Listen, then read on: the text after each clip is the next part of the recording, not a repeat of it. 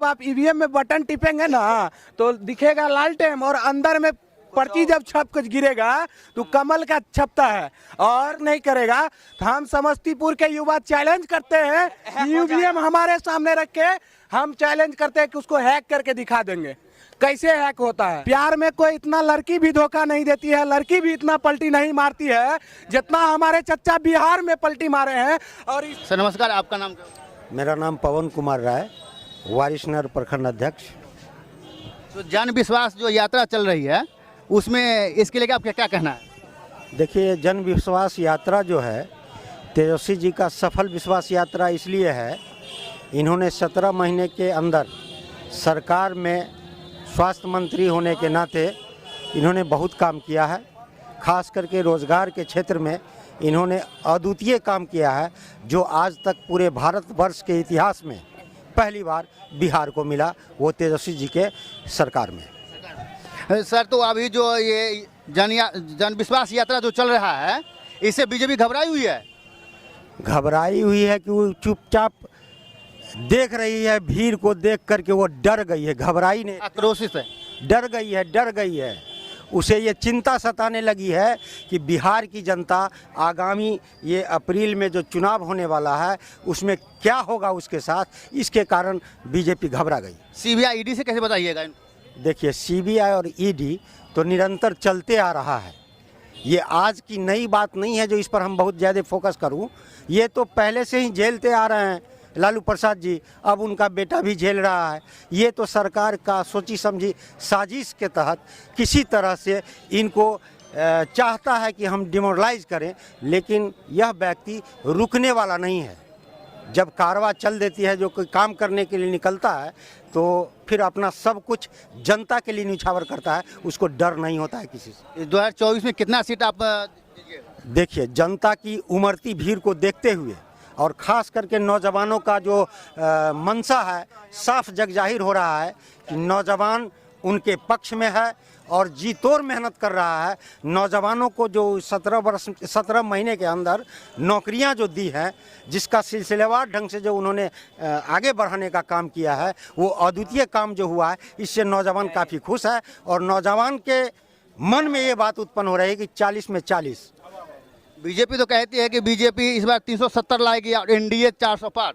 देखिए, 370 और 400 के पार की जहां तक बात एनडीए कर रही है, तो ये भूल जाएं कि अगली चुनाव में पुलवामा का हवाला देकर इस चीज़ को उन्होंने भुनाने का प्रयास किया और भुनाया।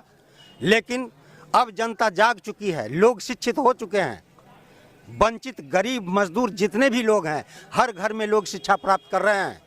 और ये संविधान का ही मूल मंत्र है जिसके माध्यम से लोग शिक्षा प्राप्त कर रहे हैं। और निश्चित तौर पर इस बार धर्म के नाम पर लोग वोट नहीं करेंगे। ये धर्म जो है सो अलग करता है लोगों को, धर्म के फेर में नहीं जाना है। हम इंसानियत के बदौलत आगे बढ़ेंगे। इंसान का काम है कर्म करना, हम इंसान की तरह काम करेंगे, हम आगे बढ़ेंगे। राष्ट्रीय जनता दल जो है ईवीएम मांग करती है या फिर बैलेट पेपर? देखिए, ईवीएम की मांग राष्ट्रीय जनता शुरू से ही विरोध कर रही है और जाहिर है कि सरकार अभी बीजेपी कंबाइंड हो गई है और सरकार अपने शासन प्रशासन के द्वारा गलत काम करते हैं, सही ढंग से उसका अकाउंटेबल नहीं हो पाता है, जिसके चलते हम लोग ईवीएम के विरोध में हैं। और बैलेट पेपर से होगी तो चोरी पकड़ी जाएगी? निश्चित रूप से चोरी पकड़ी जाएगी। ईवीएम में नहीं होता है। ईवीएम तो सेकंड का काम है, ईवीएम तो सेकंड का काम है कि बटन टिपा और उसका जो है सो सब चीज़ तुरंत आ जाता है। लेकिन कागजी प्रक्रिया है, कागजी प्रक्रिया के माध्यम से हम उस चीज़ को डीपली अंदर तक की बात को जान सकते हैं कि हमारा वोट कितना बोकस हुआ, कितना हमारा वोट गिरा, हमारे पक्ष में कितना काउंट हुआ, उनके पक्ष में कितना काउंट हुआ। तो इस पर मेरा चैलेंजिंग पावर रहेगा, इसलिए हम लोग ईवीएम के सपोर्ट नहीं करते। तो आप क्या कहना चाह रहे हैं? सर, ईवीएम जो है ना, ईवीएम का विरोध हम सब युवा भी करते हैं। इसलिए करते हैं कि बाहर में जब आप ईवीएम में बटन टिपेंगे ना तो दिखेगा लालटेन और अंदर में पर्ची जब छप कर गिरेगा तो कमल का छपता है। और चुनाव आयोग एक बार बोला था कि ईवीएम कोई हैक नहीं करेगा।